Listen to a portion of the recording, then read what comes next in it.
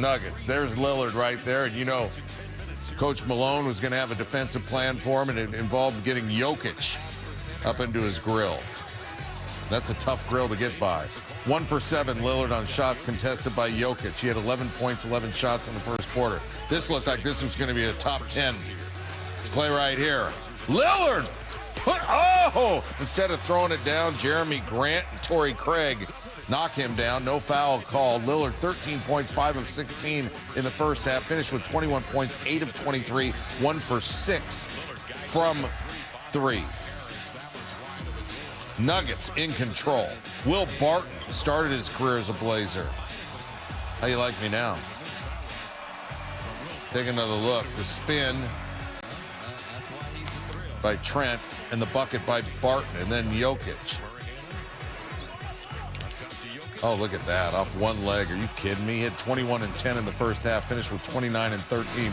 All Denver. They were up 26 at the break. Jokic. Too big. Murray had 20 in his return after 10 off. Nuggets 127-99 as Damian Lillard's hot hand. All right, Hornets and Rockets. James Harden running without Russell Westbrook, who was out with a sprained thumb. Clint Capela out again. More on him in just a minute. But Harden, blown by Cody Martin, completes a three-point play to tie the game at 82 in the third. 3 minutes ago, Houston down 2. Thabo Sefolosha finds Ben McLemore. McLemore hits a three, 14 points, 4 threes for him. Rockets took a 4-point lead into the fourth. The Rockets took 60 threes in this game. 60! They made 20 of them. Harden hits that one. Rockets up 5. Next Rockets possession is scramble, elbow to the face for Martin. He starts walking away from the play. That leaves Daniel House wide open, and of course he shoots a three. He had 22. Rockets lead is 8.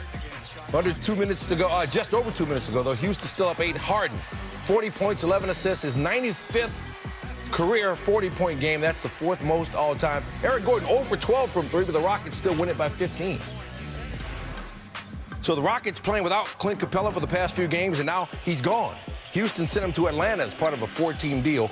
In return, the Rockets get Robert Covington, so it looks like that smaller lineup that Houston has been using will stick even after they gave Capela an extension in 2018 for 5 years and $90 million. All right, here's a look at the full details of what amounts to a massive trade. Covington to the Rockets, Capela to the Hawks, Malik Beasley, Evan Turner in a first-rounder to the Timberwolves, and Shabazz Napier in a first-rounder to the Nuggets among the highlights.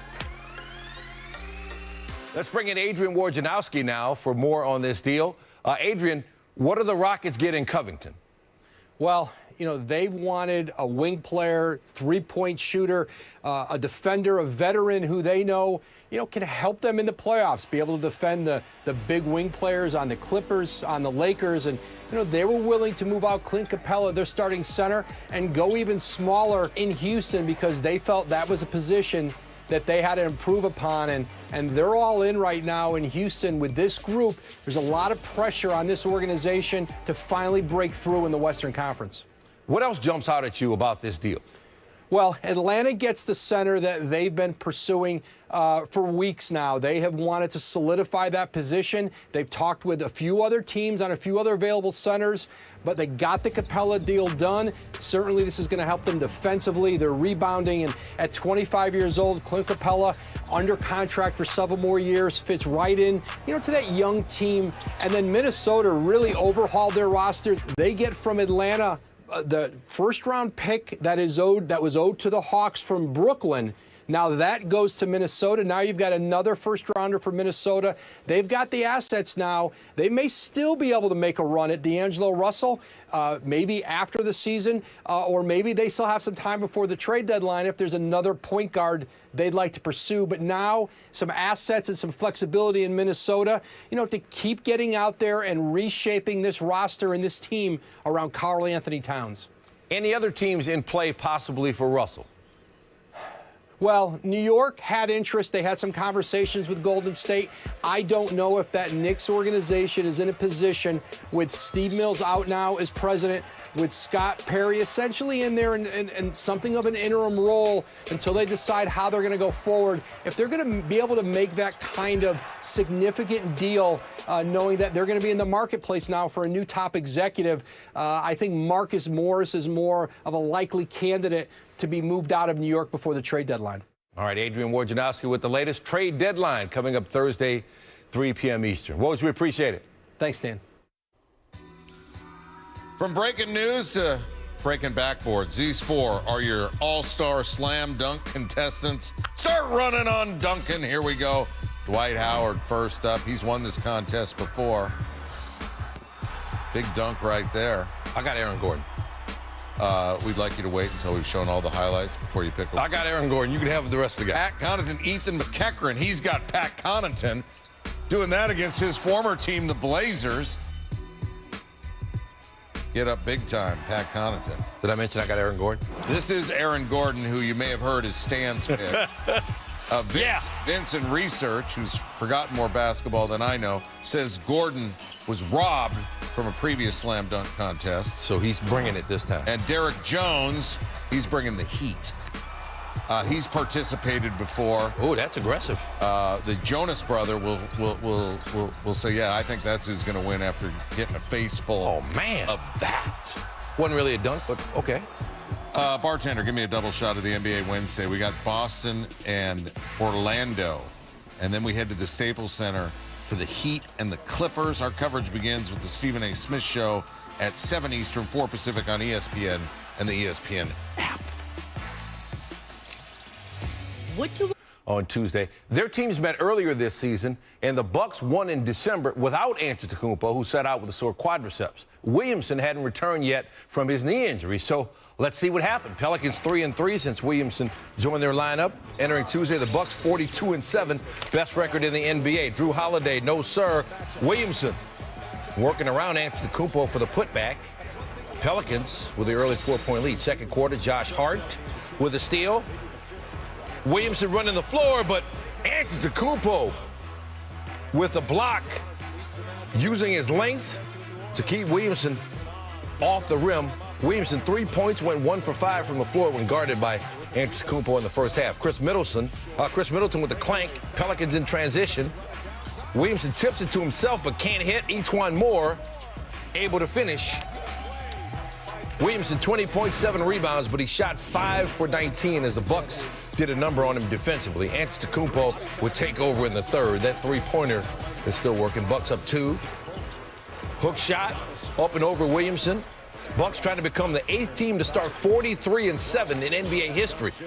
Antetokounmpo met at the rim by Williamson, still able to feed Wesley Matthews for a three-pointer. Matthews, fantastic in this game from beyond the arc.